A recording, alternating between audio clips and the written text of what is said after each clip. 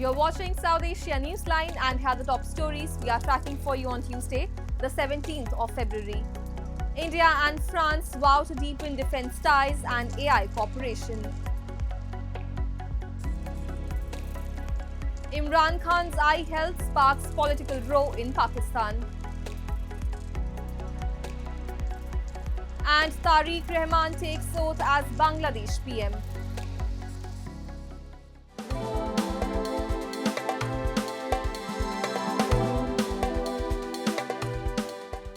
And now for all the details. India's Prime Minister Narendra Modi and French President Emmanuel Macron held talks in Mumbai on Tuesday and reviewed progress in their strategic partnership as the two leaders signed key agreements in diverse fields. Macron is on a 3-day visit to India to take part in the AI Impact Summit. We have a report. French President Emmanuel Macron and Indian Prime Minister Narendra Modi held wide-ranging bilateral talks in Mumbai on Tuesday, focusing on expanding cooperation in trade, defense, energy, and emerging technologies. The meeting, held at Loch Baven, reviewed the steady progress of the India-France strategic partnership and charted out new areas of collaboration. Macron is on a 3-day visit to India, during which he will also attend the AI Impact Summit in New Delhi. The visit comes shortly after India cleared a major government-to-government proposal to procure 114 Rafale fighter jets from France. In another significant development, the two leaders virtually inaugurated the Tata Airbus H-125 light utility helicopter final assembly facility in India's Karnataka, further boosting defense manufacturing cooperation under the Make in India initiative. आज हम अपने संबंधों को special global strategic partnership के रूप में स्थापित कर रहे हैं। ये पार्टनरशिप केवल स्ट्रेटेजिक नहीं है।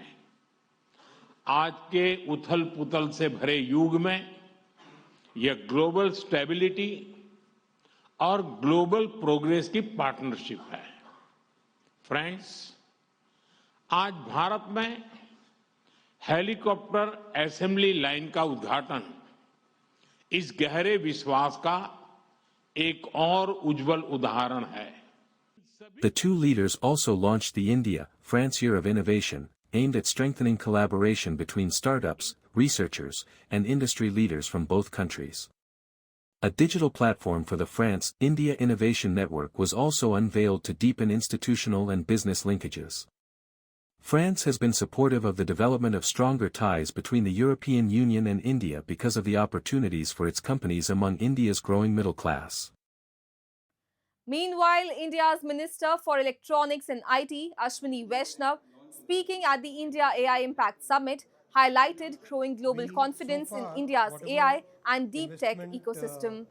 He said New Delhi expects over $200 billion in investments over the next 2 years, driven by strong digital public infrastructure and a robust technology framework developed under the leadership of Prime Minister Narendra Modi.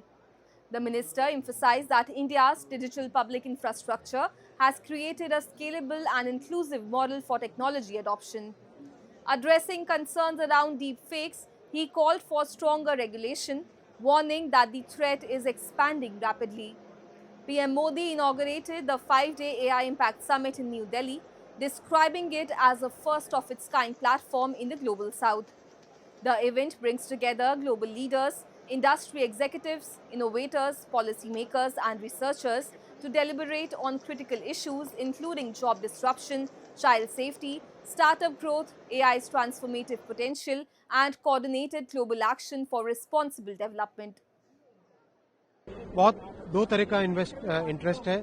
सबसे पहला interest है investment का, करीब $200 billion से ज़्यादा investment की expectation है over next 2 years, और वीसी डीप टेक में फंडिंग का बहुत बड़ा इंटरेस्ट है।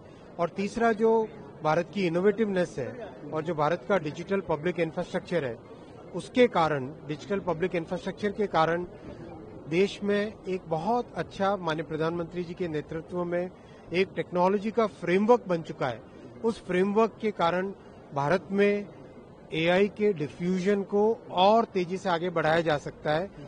Moving on, Pakistan's Prime Minister Shehbaz Sharif met Austrian Chancellor Christian Stocker in Vienna on Monday, with both sides agreeing to further strengthen bilateral ties across trade, investment and economic cooperation.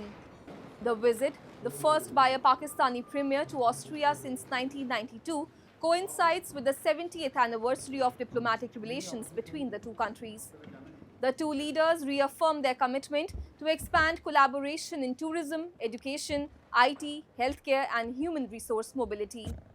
Sharif also addressed the Pakistan-Austria High-Level Business Roundtable, stressing that Pakistan was working with European partners to curb illegal immigration and would meet Austria's demand for internationally certified skilled labor. Sharif is also expected to meet with the leadership of the International Atomic Energy Agency, the UN Office of Drugs and Crime and the UN Industrial Development Organization to deepen cooperation in peaceful nuclear energy, counter-narcotics and crime control.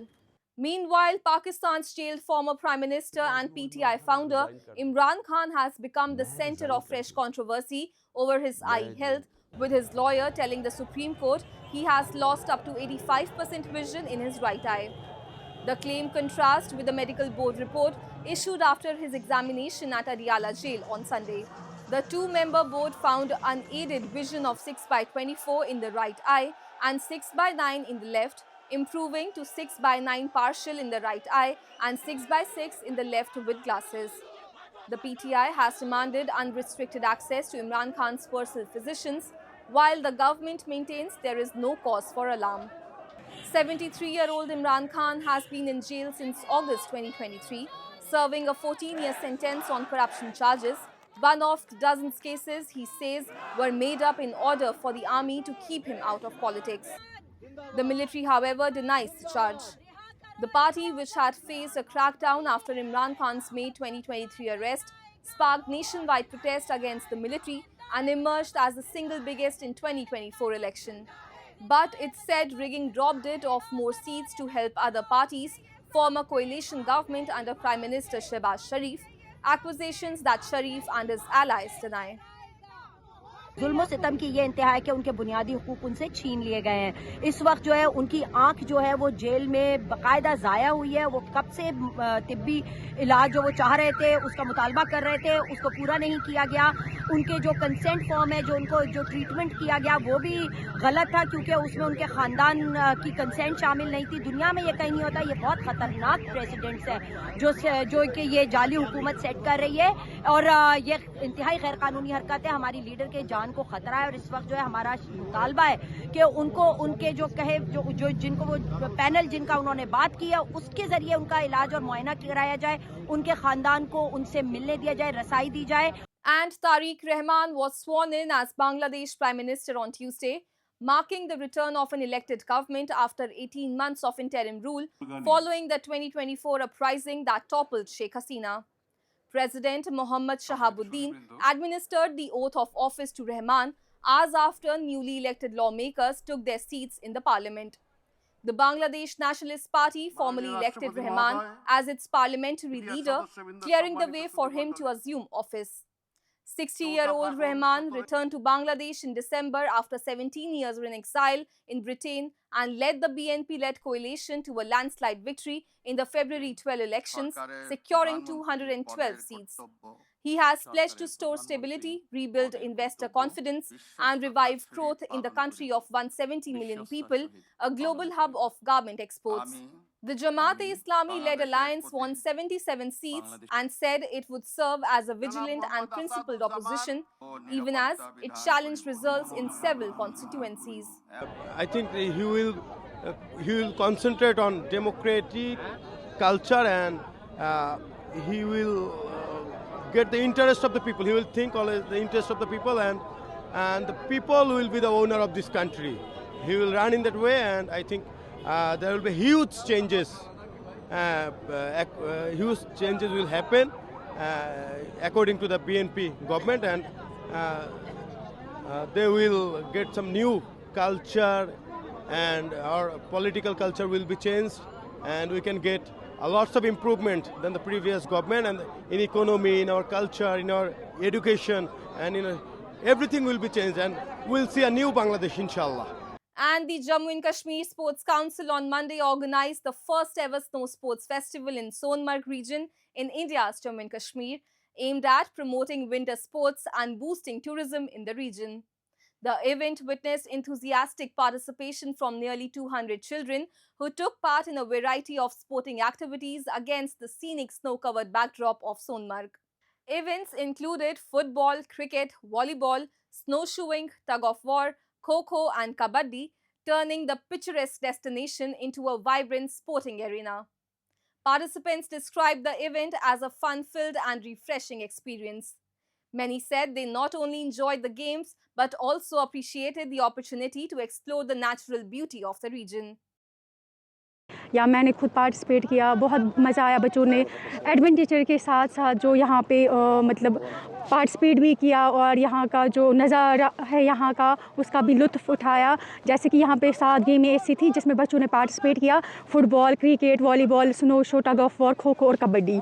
तो बहुत अच्छा लगा यहाँ participate करके और हम शुक्रगुजार हैं स्पोर्ट्स काउंसिल की या जो हमारी सेक्रेटरी मैम हैं सेक्रेटरी स्पोर्ट्स काउंसिल की कि उन्होंने ऐसे इवेंट से ऑर्गेनाइज़ किए या ऐसी जो मतलब फेस्टिवल स्पोर्ट्स फेस्टिवल हम बोल सकते हैं कि ये यहाँ पे ऑर्गेनाइज़ किया ताकि बच्चे यहाँ आने के साथ साथ एक तो एडवेंचर का भी ये लुत्फ़ उठाए इस खूबसूरत हसीन जगह का और प्लस वो पार्टिसिपेट करे इस फेस्टिवल में।